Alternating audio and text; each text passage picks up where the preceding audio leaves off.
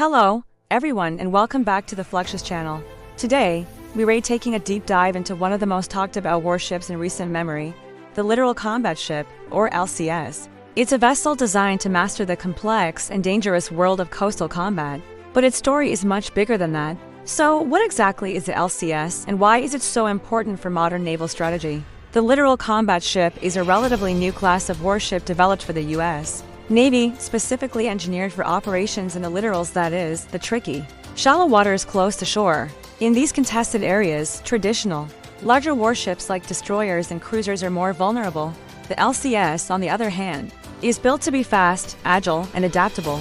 Capable of handling threats that thrive in these environments, it's designed to counter small, fast attack craft, quiet diesel-electric submarines, and the ever-present danger of naval mines. The program was born out of a need for a versatile, multi-mission platform that could respond to a wide range of asymmetric threats that emerged in the post-Cold War era. Instead of a one-size-fits-all approach, the Navy wanted a ship that could change its capabilities on the fly. This led to the core concept of the LCS, modularity.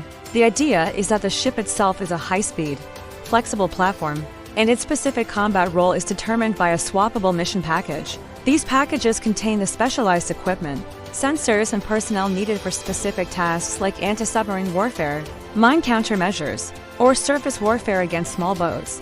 What's really interesting is that the LCS program actually produced two distinct designs. First, you have the Freedom class, a steel monohull design that looks more like a traditional frigate. It's known for its powerful water jet propulsion system, which gives it incredible maneuverability and speed.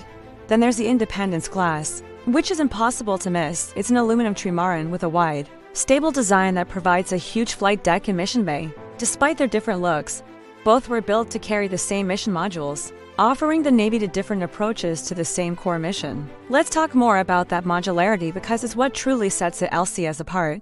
Imagine you need to clear a strategic strait of sea mines. You'd equip an LCS with a mine countermeasures, or MCM, mission package. This includes unmanned underwater vehicles, sonar systems, and helicopters specifically designed to find and neutralize mines. A few months later, the same ship might be needed for a different task, like tracking a hostile submarine. The MCM package would be swapped out for the anti-submarine warfare package, which includes towed array sonars and advanced torpedo defense systems. This plug-and-play philosophy was meant to make the LCS a true jack-of-all-trades, able to adapt to a new mission in a matter of days rather than weeks or months. Of course, the journey of the LCS hasn't been without its challenges. The mission modules took longer to develop than anticipated, and there were debates about the ship's survivability and firepower. Early criticisms pointed out that in its basic configuration, the LCS was lightly armed compared to similarly sized corvettes and frigates from other navies. The Navy has been working hard to address these concerns, upgrading the ships with more powerful weapons and improving their operational concepts. A great example of the LCS's evolving role and capabilities was the deployment of the USS Sioux City in 2022. Beyond its modular systems, the LCS is also a showcase of advanced naval technology. Stealth is a critical component of its design. Both variants incorporate radar-absorbent materials and have angled surfaces designed to scatter radar signals, making them much harder to detect than older ships. This low observable profile allows the LCS to operate more discreetly, giving it a crucial element of surprise. This isn't a new concept. Of course, we can see similar principles in other advanced warships, like the Swedish Navy's Visby-class corvette. The Visby is famous for its extreme stealth design, with almost every feature angled to reduce its radar cross-section. It's a great example of how modern naval architects are blending speed, agility, and stealth to create highly effective combat platforms in terms of firepower. The LCS is equipped with a 57mm main gun, capable of firing at an incredible rate, and the RIM-116 rolling airframe missile system for self-defense against incoming anti-ship missiles. And aircraft, recent upgrades are adding even more punch, including the Naval Strike Missile, a sophisticated over-the-horizon weapon that dramatically increases a ship's offensive reach against enemy warships. But the future of naval warfare isn't just about the ships themselves, it's about the entire network.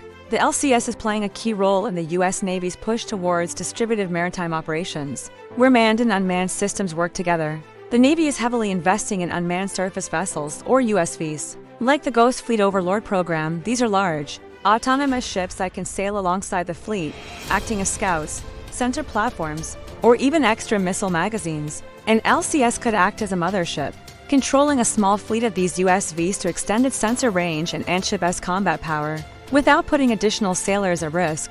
This integration of unmanned systems is where the LCS's large mission bay and flexible design really shine.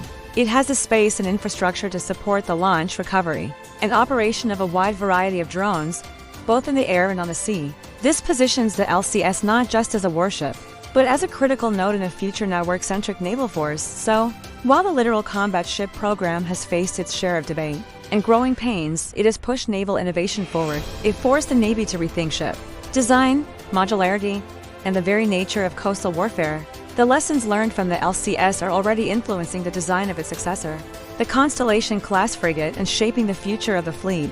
The ships are becoming more capable, more lethal, and are finding their place in naval operations around the world. They represent a bold step towards a more flexible, adaptive, and technologically advanced Navy, as naval strategy continues to evolve in a world of new and unpredictable threats. Vessels like the LCS, along with advanced corvettes and the growing fleet of unmanned systems, are leading the way. They are the pioneers of a new era in maritime defense. We hope you enjoyed this deep dive into the fascinating world of the Litoral Combat Ship. If you did, make sure to hit that like button, subscribe to the channel, and ring the notification bell so you never miss our next exploration into the incredible machines of our world. Thanks for watching, and we'll see you next time on Fluxus.